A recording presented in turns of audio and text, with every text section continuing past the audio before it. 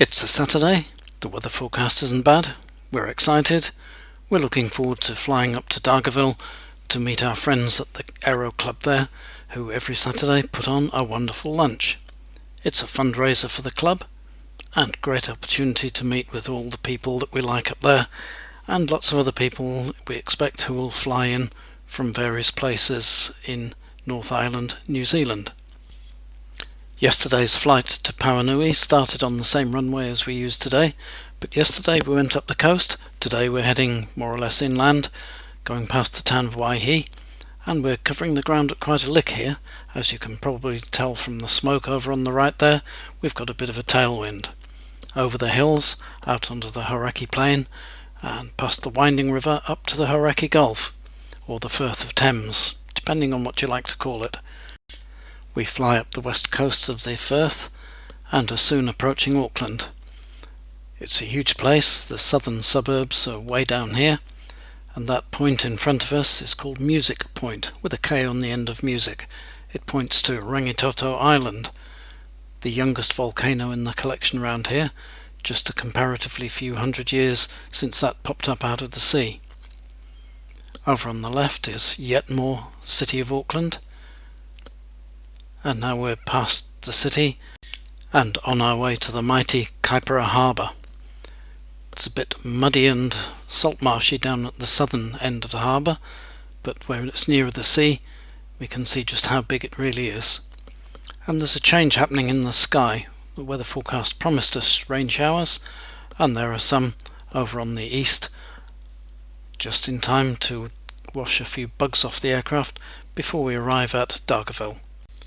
The Wairoa River here is sometimes called the Upside Down River. Maybe that's because of the brown stuff that's on top and we think it ought to be at the bottom. There's a decent breeze blowing down the runway, so a few turns and we're on our way in to land. It's a nice runway, this one. It's limestone and 1,000 meters long. We should be able to hit that and stop in time.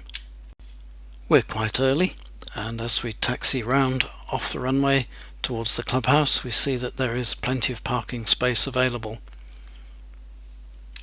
We get safely parked, climb out, check the air to see how wet it is in the little rain, and go over to say hello to the welcoming committee.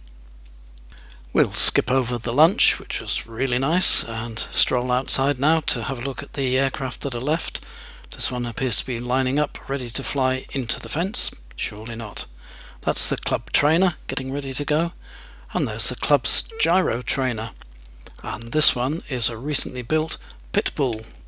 And now it's time for us to go home. As you can see, the rain is falling gently, but the forecast says it'll be better further south as we go home.